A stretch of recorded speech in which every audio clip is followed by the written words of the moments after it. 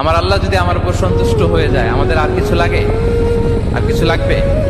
এটাই তো আমাদের এক্সপেকটেশন, এটাই তো আমাদের কামনা বাসনা, এটাই আমাদের ইচ্ছা যে আমার আল্লাহ আমার উপর সন্তুষ্ট হবে। এটা হচ্ছে পরিপূর্ণ স্তর রিজিকের। এটা যে পায় তার আর কিছু লাগে না।